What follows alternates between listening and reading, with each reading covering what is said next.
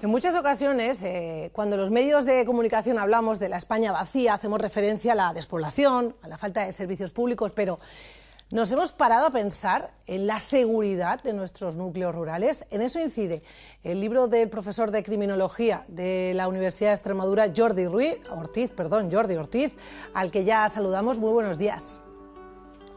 Hola, buenos días. ¿Qué tal? ¿Estamos equivocados cuando tenemos esa creencia, esa firme creencia de que nuestros pueblos son todos espacios seguros y libres de criminalidad? Bueno, la mayoría de las personas sí lo creen.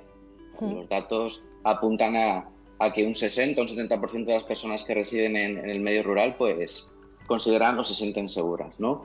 Pero sí que es cierto que también hay un 30 o un 20% de personas que viven en los pueblos y evidentemente no se sienten seguras por diferentes causas, ¿no? Y es lo que de alguna manera estamos intentando analizar, estudiar y pensar cuáles son los motivos, ¿no?, principales de esa inseguridad o esa percepción de inseguridad que tienen estas personas. ¿Y qué causas, qué motivos habría? Bueno, pues hay diferentes variables. La principal que apuntan en este caso las personas que residen en estos núcleos, pues es la falta de seguridad, la falta de efectivos policiales.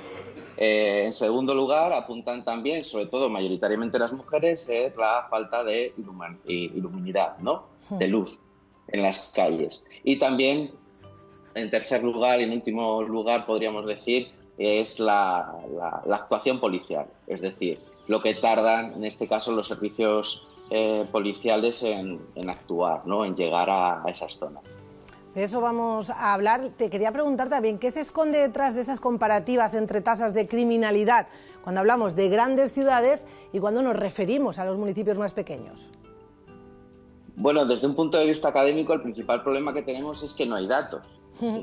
Mayoritariamente las fuentes de información que tenemos, que manejamos, siempre hacen mención a las ciudades, a las regiones, datos nacionales, pero en ningún caso nos llegan a trasladar cuáles son los datos de criminalidad que se producen en el medio rural, ¿no? En nuestro caso, por ejemplo, en Extremadura, las poblaciones de menos de 20.000 habitantes, como es la mayoría de los municipios en Extremadura, pues no sabemos, no tenemos información de cuál es su tasa de criminalidad, ¿no? Y eso para nosotros entendemos que es importante de cara a elaborar políticas públicas de seguridad a la hora de prevenir, sobre todo.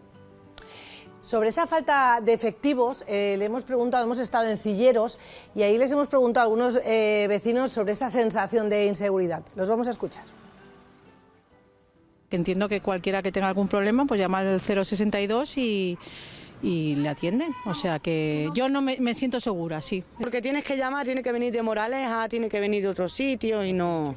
Por lo menos aquí tenemos un cuartel y debería de haber...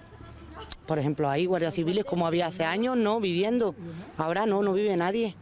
Está vacío. Nos sentimos bien porque cuando llamamos, si no están los de aquí, acuden los de San Martín o los de Coria o los de Moraleja. No tenemos ningún problema. Jordi, hacían referencia, una con más preocupación, otra vecina con menos, precisamente a uno de los motivos que tú dabas, a que los efectivos no están físicamente en esos municipios.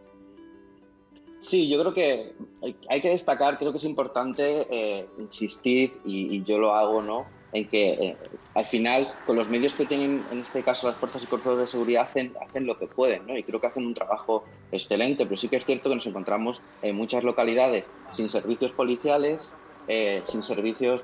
nocturnos y sin servicios policiales en los fines de semana. Y eso de alguna manera, pues en algunas ocasiones tiene y afecta en este caso, como apuntaba una vecina de Cilleros, ¿no?, apunta a la tardanza en llegar a una actuación policial, ¿no? Y que yo creo que es una cuestión principalmente que hay que estudiar y que analizar, porque creo que es importante de cara a que las personas que viven en los pueblos pues se sientan mejor, vivan mejor. Creo que es importante. Sobre esa distancia, en este libro, encontramos distintos elementos de análisis, entre ellos este mapa que vamos a ver. Se refiere a las urdes y vamos a ver en verde los puntos donde se localizan los 3 cuarteles de la Guardia Civil en toda la comarca. Lo están viendo ustedes. Y están viendo también ustedes las importantes distancias a los distintos municipios. Seguimos en esa zona, en las Urdes, nos fijamos en el norte, en Ladrillar. Desde allí nos atiende Pedro Bravo, es el teniente de alcalde. Vamos a saludarle ya. Muy buenos días. Hola, buenos días. ¿Cuál es el cuartel o la comisaría más cercana a Ladrillar? La más cercana es Nuño Moral, como habéis visto en el mapita. ¿Y cuántos kilómetros? ¿Cuánta distancia? ¿De qué estamos hablando? Sí, hay unos 35 kilómetros por carreterita estrecha de montaña, o sea, no estamos hablando de 5 o 10 minutitos.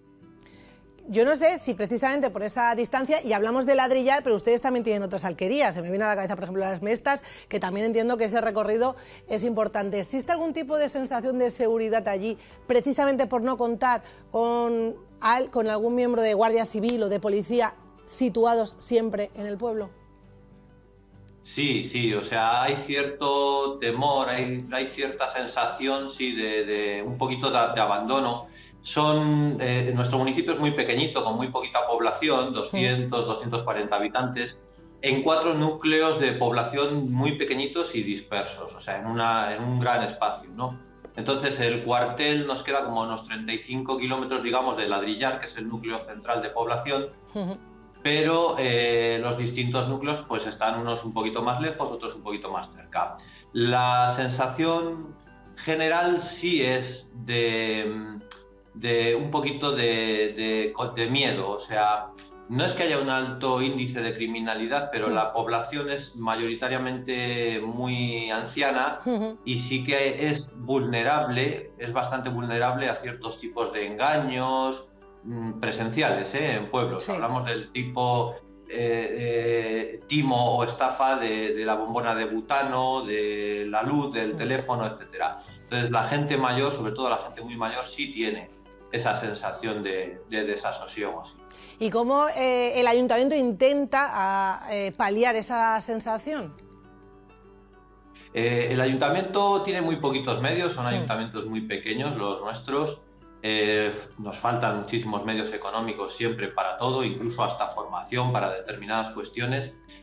Intentamos paliarlo siempre pues con la voluntariedad, o sea, lo mismo que hacen los propios guardias civiles de la zona, que son estupendas personas, hacen todo lo posible también voluntariamente. Nosotros hacemos un poquito lo mismo. Cuando tenemos ciertos conocimientos de que en la zona están ocurriendo ciertas cuestiones de este tipo, etcétera, pues avisamos un poquito a la población que corra la voz, que se ande con cuidado, que se esté atento, pues si se ven personas no conocidas o haciendo pues actividades pues ligeramente sospechosas de alguna manera.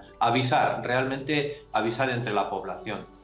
Vamos, que los vecinos estén entre ellos atentos y se adviertan también, ¿no? Para ayudarse entre ellos. Pedro, le agradezco mucho que nos haya atendido. Gracias, igualmente a vosotros. Muy buen día.